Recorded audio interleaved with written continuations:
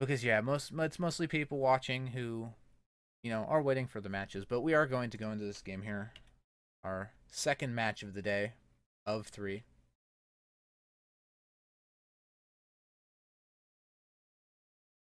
Okay, Duel at Dawn. Always makes for exciting matches. Well, almost always.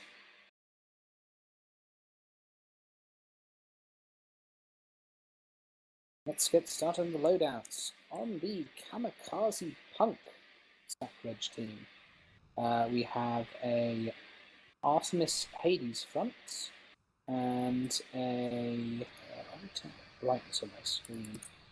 God Almighty. Flamethrower art side. And on the Bulbous Demon, we have the Gats mortar left side and the Artemis right side. Oh, and the front Artemis. There we go. And on the Gents team, we have the Exterminatus, Immobula, with Artemis, Banshee, Merc, Hades, Artemis. Very long range focus loadout, although it does have some short range options with that Banshee. And his ally, another Mobula, G spot shot. Okay, and he is an Artemis, Gatling, Mercury, Mortar, Artemis Mobula. So he has much stronger close range side with the Gatling mortar, although you see him now taking a ton of long range fire from Sacrilege. Oh, the spot shot. A sliver away from death there. Byron Cavendish saying he's stuck bad spawn lol. What is he referring to? As the G spot shot takes a lot of damage. When was the last time we saw double Mobula in play here? I feel like that was like Sunday Rumble number 1. I think that was never. I feel like it didn't. I feel like Overwatch brought the double Mobula once in the finals, like of the very first Sunday Rumble. But maybe I'm crazy. No, I don't think they bought a double Mobula. Maybe there's just one Mobula on each team. Yeah, there were Mobulas, which at the time was quite unusual. Right. So that might be why you're remembering it like that. It is interesting to see as people get more acclimated to the ship. Because it's a very difficult ship to crew, just because it dies so quickly and there's so many components to manage that are kind of far away. So the ship organization has to be very, very tight. But as we're seeing people getting used to crewing on this ship, we're seeing some very powerful, kind of almost like glass cannon loadouts, utilizing the triple gun arcs. For instance, like we saw in that last game. Mm-hmm. Yes, a very versatile ship as well. It can do horrific damage at close range or horrific damage at long range, and excellent vertical movement, so it's perfect for cover shooting. Actually, of the 4 teams we've seen play today, Sacrilege is the only team that has not brought a Mobula. Mm-hmm. So yes, I mean, sort of the people slowly start to get more comfortable with it. Perhaps people now have got too comfortable with it. Now, we've seen the Gents and the Mad Hatters last few Sunday Rumbles or so, sort of heavily favour that Mobula Junker kind of long-range sort of style. But we haven't yet seen them go so far as to actually bring double Mobula. Yeah, I didn't. I think this is a first. I wasn't present in the last Sunday Rumble. Who actually won? Was it the Gents? It was the Gents. I think, yes, it was the Gents beat the Mad Hatters after the Mad Hatters had beaten the week before. Because remember, prior to that, we saw, from the Gents, we saw a lot of double Junker with the 6 Artemis. The triple Artemis, yes. Oof. Oh, hang on. Exterminatus being exterminated here. Takes a flurry of fire from the Kamikaze Punk and the Bulbous Demon. Great play here by Sacrilege, whittling down the Gents. Now, the Sacrilege team have the advantage in terms of vertical arcs. As we saw the Kamikaze Punk being able to just hover over and fire down that Hades. Oh, Kamikaze Punk's taking a lot of damage there. Kamikaze Punk may have overextended, maybe living up to his name. Oh, Kamikaze Punk gets taken down. You've got to remember, people can choose where they spawn now. So the moment they go down, you've immediately got to start worrying about where they're going to respawn.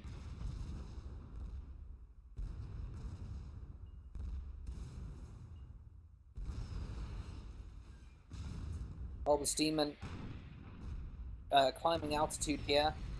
But those mobulas are going to be able to keep pace. I'm pretty sure Kamikaze Punk spawns way back in the red area. Bulbous Demon taken down. It was all because they they weren't perhaps being cautious enough of the Exterminatus' respawn. Yeah, I mean, yeah. Earlier, I mean, at the very beginning of the game, it looks like Sacrilege was going to be playing a more conservative match.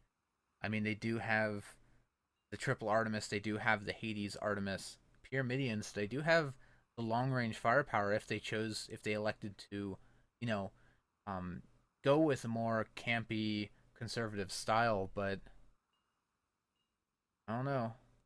Well, I wouldn't call this exactly a crazy, wild, Wolfpack-esque style. No, but they did charge into Blue's spawn, which does give Blue Team the advantage. Use the word, they advanced prematurely, I'd say. What's the difference between a premature advancement and a charge? Well, speed, I'd say. I mean, they can only charge at the speed of a junker. Well, no, I mean, they've got a Pyramidian. I mean, right, but the Pyramidian doesn't want to charge too far ahead of its ally. Well, then they're not charging, are they? They're just advancing. I think slowly, Junker can charge. Which they were. I think charging is relative. So if you're running a slow ship, the charge will be slower. Regardless, we do see Blue Team repositioning around the Juggernaut. This is very interesting. Don't see this very often. And they've got a nice sniping lane into Red Spawn. Although I'm not sure if they actually want to advance into the ribs, because again, that will give Red Team the same advantage they had with the spawn system. The spot shot goes down here almost instantaneously. Oh wow, I didn't even see that. Yeah, I know. Very good accuracy from the Sacrilege team. Now the Exterminatus about to go down. I believe the balloon has gone down. Harlan's on fire. Zill lied to me. Look at where the spot shot spawned. The spawns are mixed on this map. Look at this. Oh. I knew it. I knew it, Zill. If you're watching, I told you so. Anyways. Oh yeah, maybe you're right. Yeah. Oh yeah. Well, you are right. Self-evidently so. Yep, and his ally just spawning right there. Very interesting. Exterminatus and G-spot shot. Grouped up together. Now, Sacrilege are going to have to be careful engaging here. Kamikaze Punk, I feel, has got to take cover. He is in the firing line of two mobulas. Two very accurate, very deadly mobulas. He needs to get out, drop down, do something. Yep, Kamikaze Punk. Cloud coming in, very well timed, obscuring Blue Team shots. Kerosining backwards as the Bulbous Demon comes in from the side. I feel it would behoove Sacrilege to attack at the same time, but do so from different angles. Gents moving right towards the corner of the map, not wanting to get flanked.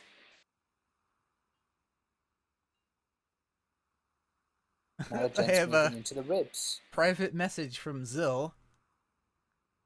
He says spawns are relative. Your face is relative, good sir. That's all I have to say. Right. Okay, anyway, the Bulbous Demon here engaging the Exterminatus close range.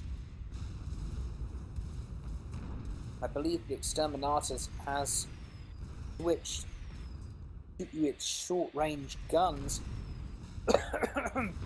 Oh, the Exterminatus armor taken down here. Exterminatus taking a lot of damage. And the cloud disappearing. Now their blue team's completely out in the open. And now those shots just, perfect accuracy. That was a nice watch volley, or Hades volley. And yeah, now red team on match point. Spot shot kind of out in the open. I mean, that his ally has to spawn here with them, and they're gonna, I guess, try to focus down one of these red ships as quick as they can. There's no kind of a oh golly, but the Exterminatus gets takes a close spawn. However, I don't think that's going to matter because the spot shot's taking heavy damage. The Kamikaze Punk's coming in. Kamikaze Punk. Oh, but is the spot shot going to be able to go under? No, he's not. Sacrilege win. First game of the series.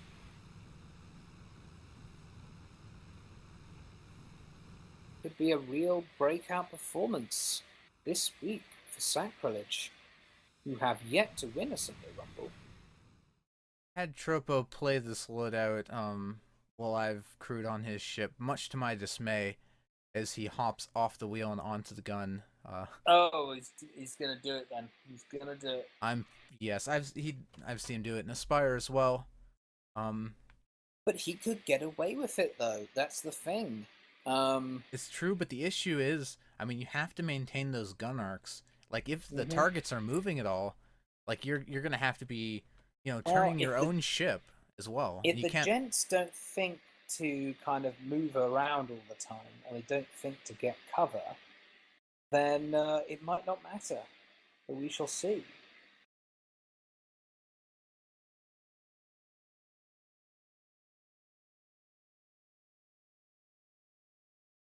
But on the red team, and on the red team, we have Hurricane Water on the bottom left side and right side. We have Artemai, and the wings we have Artemai. No, wait, sorry, left side.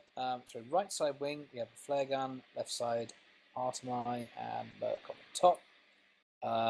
Maitre, Merc on the top. Far right, we have a Hades. Far left, we have a flare gun, and on the bottom deck, we have Artemai. And on the blue team, the Gents, we have the Lusty Argonian Maid.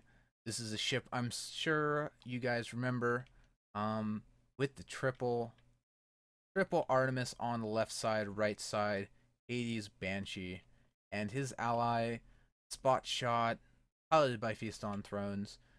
We have the Artemis Gatling, Merc, Mortar, Artemis. So pretty typical close range, long range split on this Mobula. So we'll see what goes on. I mean, I can't help but feel that flare gun is a bit redundant in this case. I don't know. I mean, this can be a cloudy map. It just so happens that teams have sort of spawned in a way that there are no clouds in the line of sight. But I mean, sometimes they're basically going to be long range sniping all the time. Those flares. Those flares do have a decent range to them. Those flares are most useful for illuminating the clouds in case your enemy's going to try and charge through them. I don't necessarily agree. I mean, often you need to get spots if you're sniping and your enemy is in a cloud, or if you've got two teams with similar kind of long range loadouts, then I mean, what difference is it going to make? You fire a flare into those clouds, you've illuminated them, and you've also illuminated yourself. Sure, but you get the What's option. What's the point? If you have the flare guns and they don't, I mean, you get to choose when the illumination happens. Well, yeah, but I don't feel with these loadouts it really matters that much. Well, I mean, it might matter if it was the Gents who actually have that close range charging potential, but as it's Sacrilege, Or maybe that's what Sacrilege are trying to prevent. Maybe there's just that's their ace in the hole. And the unlikely event the Gents decide to charge in close range.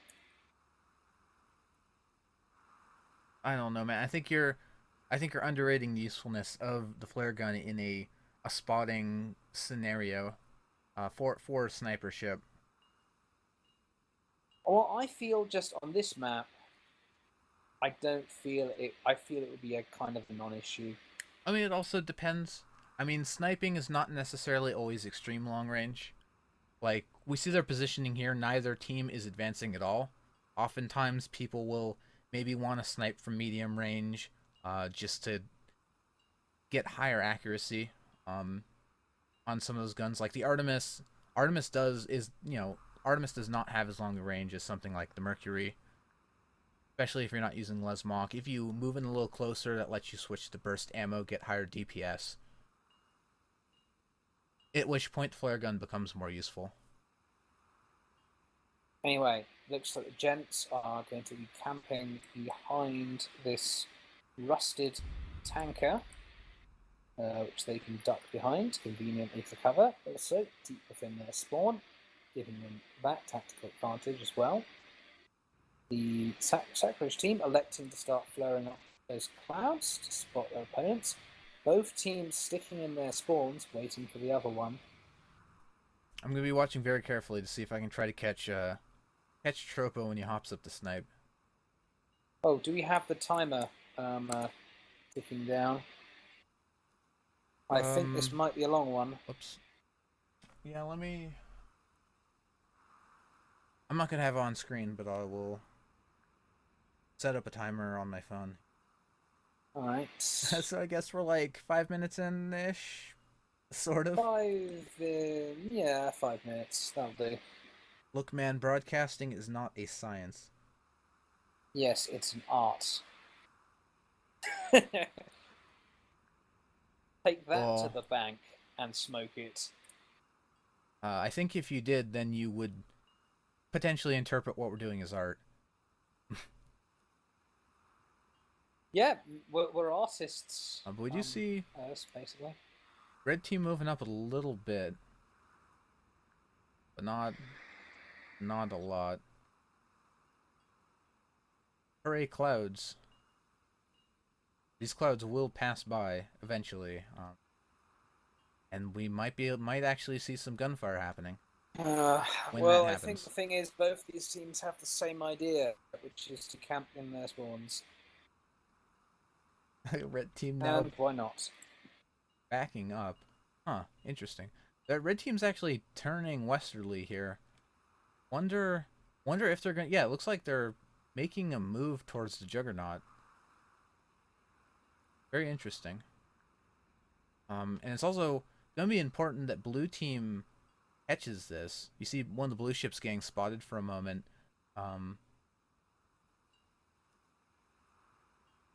You see any movement? Yeah, it looks like blue team. Huh. Blue team I don't know.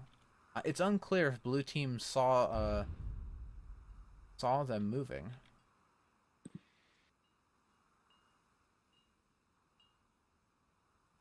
Had a shot. Oh, there we go. The unlikely spots have gone down on the spot shot and the lusty Argonian maid. I doubt.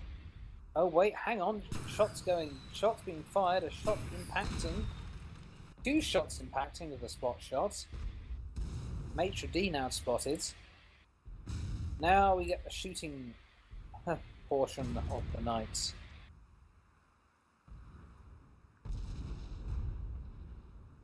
Oh, Maitre taking a lot of damage here. Yeah, good merc shots. And yeah, again, you see red team kind of moving up here. They want to be in a more effective range for their like 20 Artemis or whatever that they have. Mm-hmm.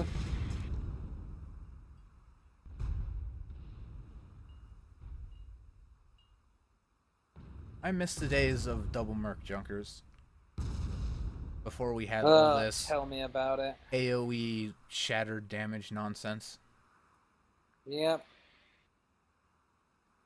Many a time I spent flying my Merc Junker around, carefully zoning angles, yes, actually getting the armor down, and good times. Red team deciding to use this cover, take an opportunity to move back, regroup. I mean, no actual full damage happening, but I feel like they definitely got the less favorable engagement there. If it and potentially would have taken some permanent damage if it had continued. But these clouds rolling in will make sure that nothing Oh yeah. nothing will continue for any sustained period of time. No, it won't.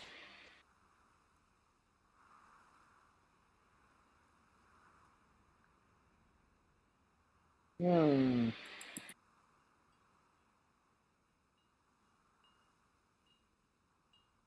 Well, I don't think this is going to end up rivaling the legendary Gents versus Rhinos match, because at least the first game of the series was pretty quick.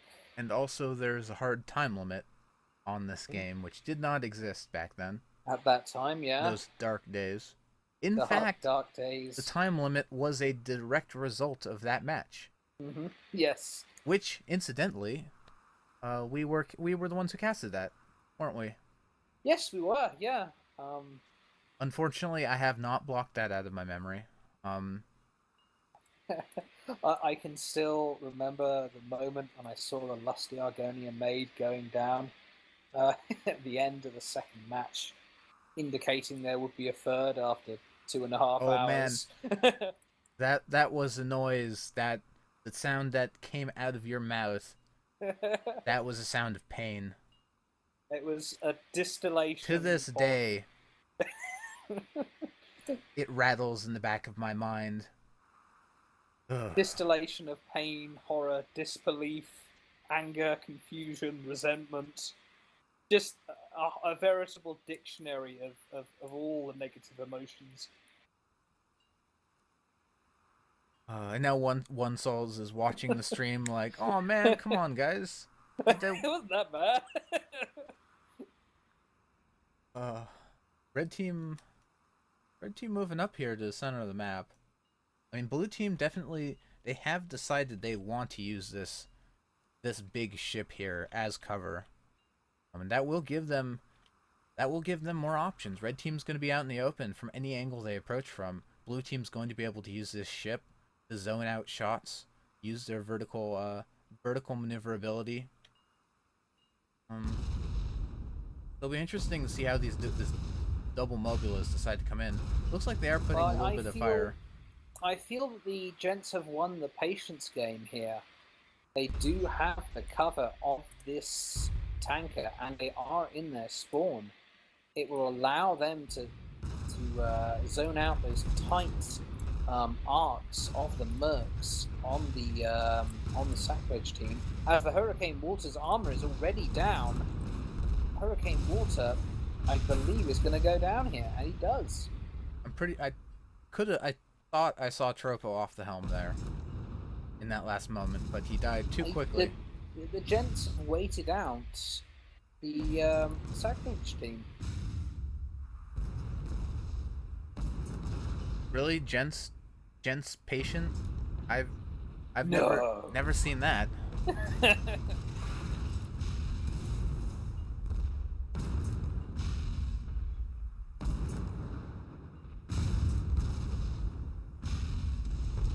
Well, yes, the Gents have made it abundantly clear they don't care how long the match goes. They play to win, but I respect that.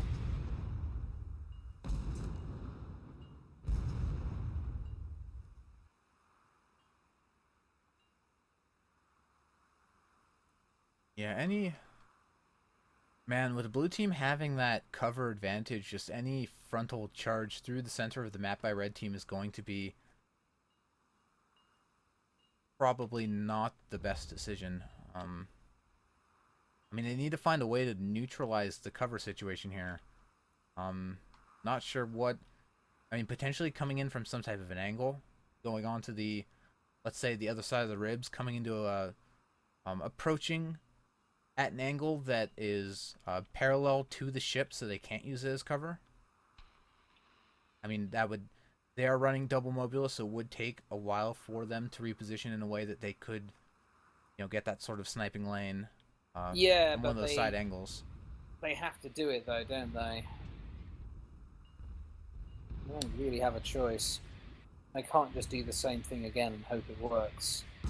I want to see blue team trying to block some of these shots with like one of these posts that are sticking out of the tanker. I think that would be funny. The funnel. No, these like little they look almost like electrical line posts, but they're the masts. The mast that'll do. But I mean, like, you look at some of this some of these little parts that are sticking off. Like, if you are flying pretty close to this tanker, you can shoot through these gaps, and they will block most of the incoming fires. But we don't see. It's true. Maybe that's a little too next level cover management. Yeah, a little bit too pro. I mean, until we get These that. some phones asking for the time.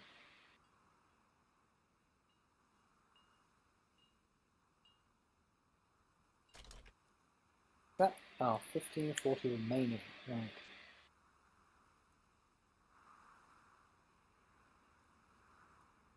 Also note, as of this point, we have yet to actually reach the time limit in a community esports match since it's been implemented. We almost did at the end of that Mad Hatters Gents game. That was a close one. And always people asking if it will be a draw. You know how many times I've posted that rule? I mean, it's been in effect for like 3 months now. At this point, you should understand how the time limit rule works. It's a draw if it's less than 3 kills, but if it's more than 3 kills, then it's if it's more than it's more than 3 kills, I mean, the rule's sort of complicated, but basically, if no team has at least 3 kills when the timer is hit, the game will be a draw. If at least one team has 3 kills, the game will go into a sudden death mode, where there's a 2-minute timer that resets every time hull armor goes down. Right. To a maximum of 10 minutes. So the game can go a max of 40 minutes if it extends by the full overtime duration. But that basically gives the other team a chance to maybe come back and rush down whoever's in the lead. We do see the spot shot taking a lot of sniper damage. Lusty Argonian Maid has elected to leave the safety of the tanker. Oh, I'm not sure about this Lusty Argonian Maid. I mean, I think he's on a quest for like Artemis range. But in doing so, he has exposed himself. But at the same time, no spots going down, so consistent fire, not really a possibility.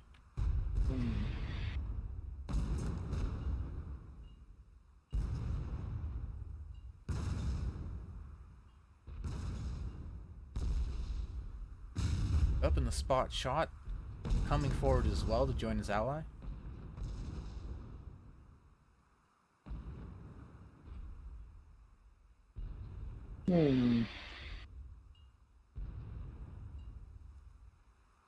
Yes, it looks like the Gents have completely left their cover position. Looks like they're going to be a bit more aggressive here. And this is where that flare could come into play. I mean, blue team they do have some closer range weaponry. They could try to go for a brawly engagement. Now's the time to use that flare. Now's the time to use that flare. Oh yeah. If any time to use a flare, it would be now. Alright, never mind then. Okay, Lusty Argonian Maid comes in. Is level with the 2 mobulas. Oh, a lot of those Hades shots going wide, but now he's calibrated it more of them connecting. Lusty Argonian Maid's taking a lot of damage, a lot of component damage. Hull's on fire. The Matra's taking a lot of damage as well. Yeah, spot shot getting good. A lot of those Hades shots missing. Way too many. Good sight on the Matri. I mean, a lot of these long range Artemis battles do come down to who lands the first volley. Because I mean, once your guns start going down, it is so difficult to get them back up when you're just under the constant disabling fire. Well, yeah, disabling, and your hull's being whittled down as well. Like, you see, the Lusty Argonian Maid has had no opportunity to get any guns back up. Oh, you see here we go. Yes, the G-spot shot is charging in here, full pelt. It's using its close range abilities to its advantage. But the Lusty Argonian Maid goes down as well. Oh, yeah. But the spot shot has the advantage in this engagement. It does have the superior close range DPS potential, and the Hurricane Mortar goes down in short order.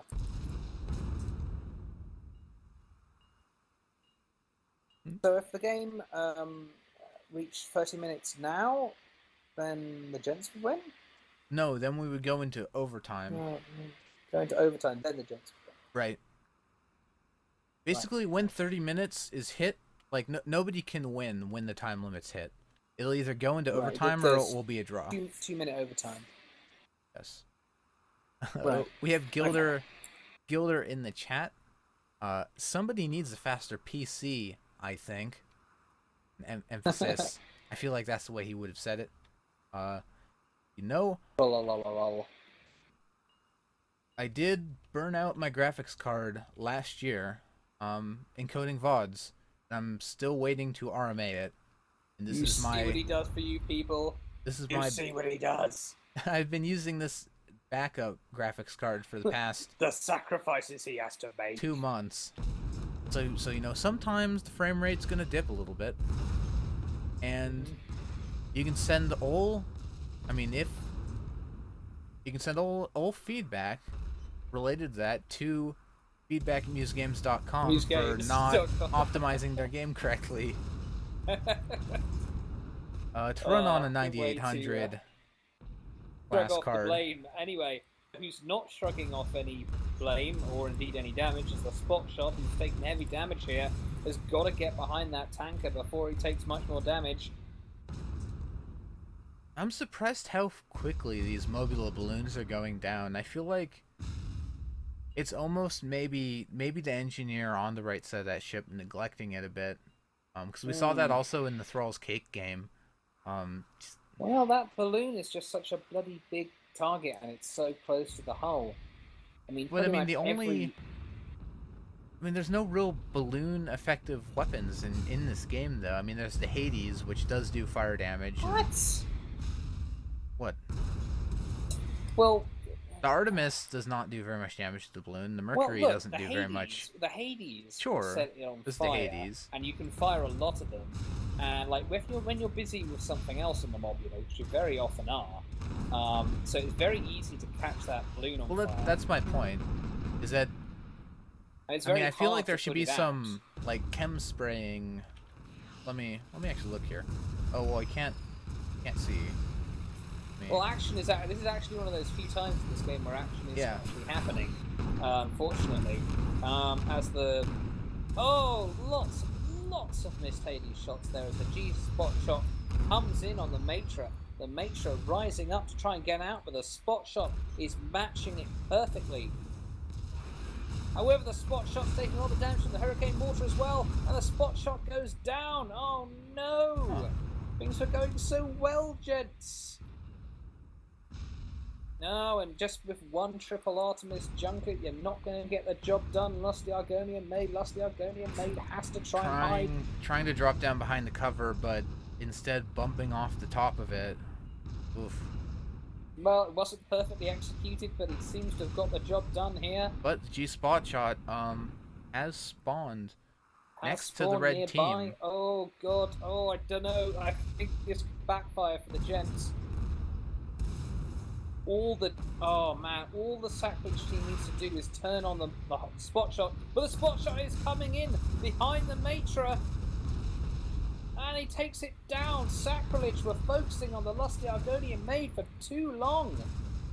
And now the spot shot's coming in behind the Hurricane Water. The Lusty Argonian Maid's taking a lot of damage. The Hurricane Water's armor is being stripped incredibly quickly. Hurricane Water burning kerosene to try and get out of where it is. Gents might be able to win this without having to worry about the time limits. Unless the Argonian Maid now able to bring his Artemis back into play, and this is going to be it for the Walter. And it's done.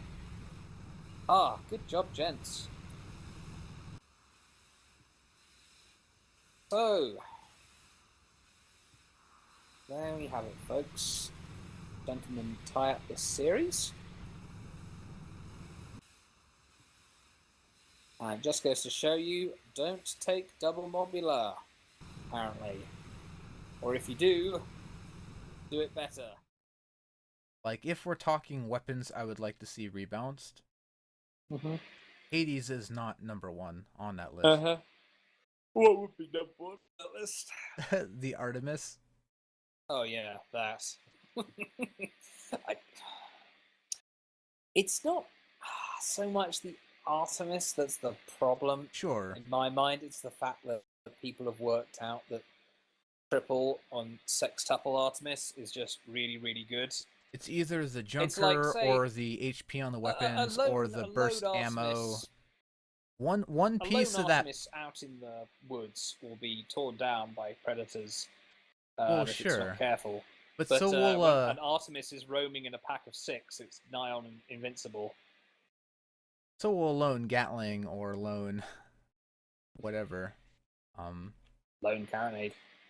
Yeah, I definitely think one piece of that puzzle needs to be adjusted, though. Even if it's not the stats on the gun itself. But we are in this game now. Mm-hmm. So.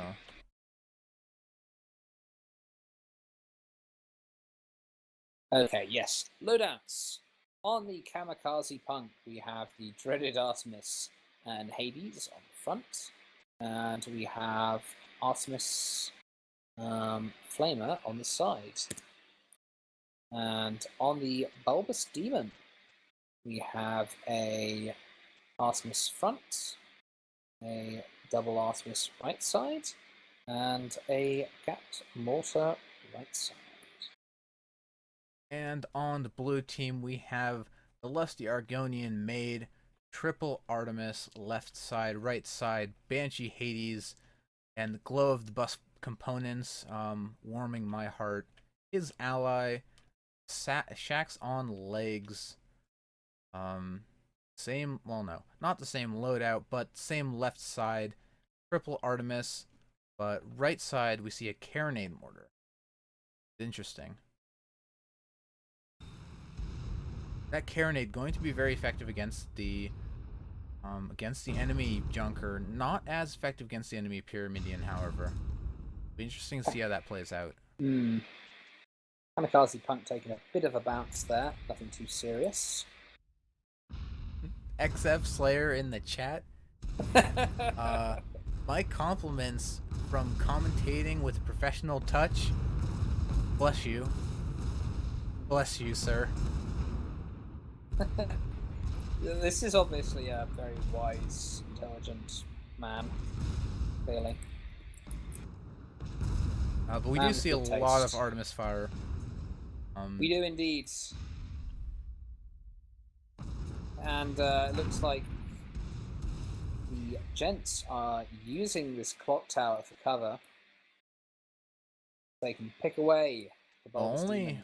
Only one of them. Look at the Bulbous Demon taking a very tight maneuver here, threading the needle through these buildings into a position where he's completely on his own. In a perfect fancy it may be, well advised, probably not.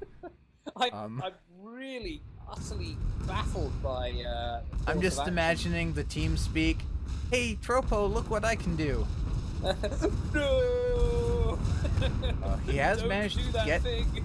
I mean, he has managed to get his close range side into close range, but those Artemis now raining in. And he's not dead. I thought he'd be taken to pieces by now. Bulbous Demon is hanging on and doing some damage to the Lusty Argonian Maid. The Lusty Argonian Maid hulls down. Well, Kamikaze Punk has managed to get into this fight now, to lay in some additional fire. And it can get away with that because it's got the Hades and Arc down. Lusty Argonian Mage trying to go low, trying to zone out that Hades, trying to zone out the fire of the Bulbous Demon. Yeah, losing his balloon there, probably Mixed Blessing, allowing him to drop out the gun arcs.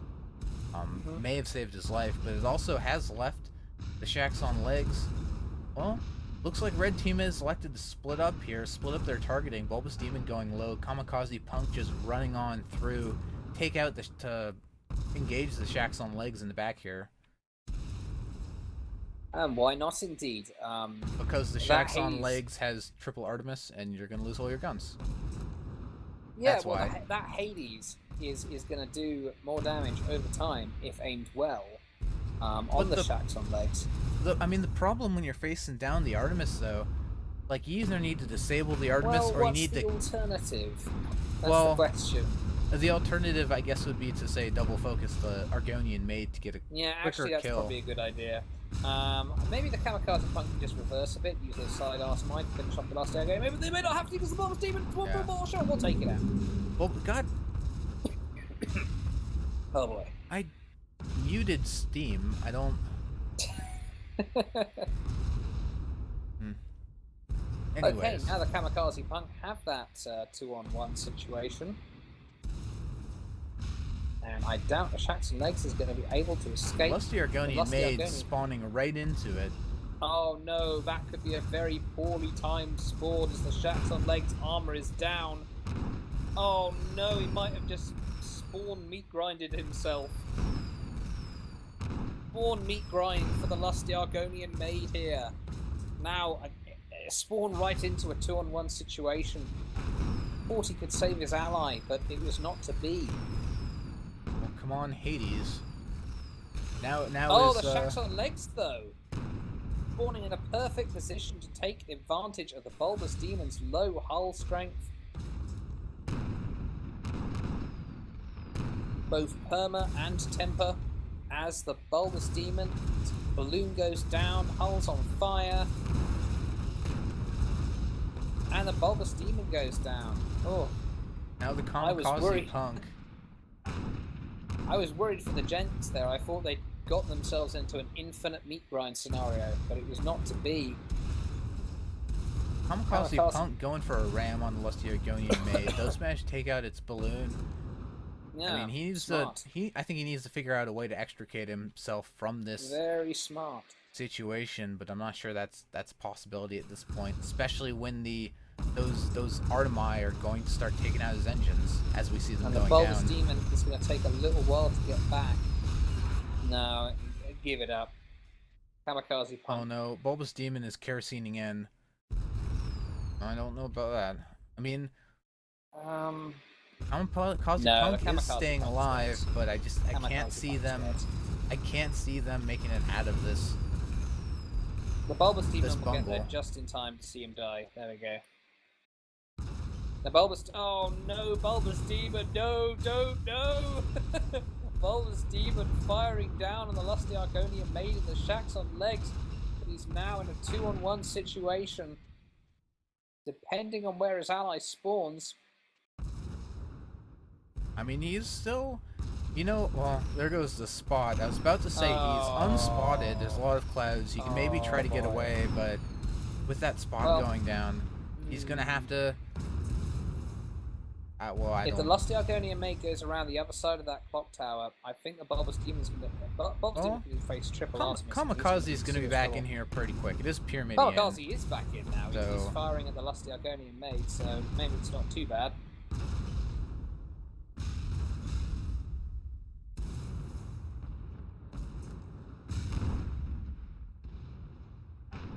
Kamikaze Punk coming in on the Lusty Argonian Maid. Oh, the Lusty Argonian Maid's out of position. The Lusty Argonian Maid's exposed as he pops the tar. He realises his horrible situation, but it may be too late. I'm not sure he's out of position. But yeah, red team with great focus fire there. I think it was more the Shacks on Legs that was maybe a little too far back and didn't realize what was going on or didn't have time to react. Well, as far as I'm concerned, if you're in a position for the enemy Oh, to double team you, speaking, well, if you think the Lusty Argonian maid was out of position, they are back in that same position. Man, those spawns. well, Kamikaze the Punk kamikaze trying punk to. is the lusty Argonian maid has not been spotted, and it would take a while to turn around. Yeah, Meanwhile, but the I think they know Shaxon he's is there. Shax's on legs, threading the needle here.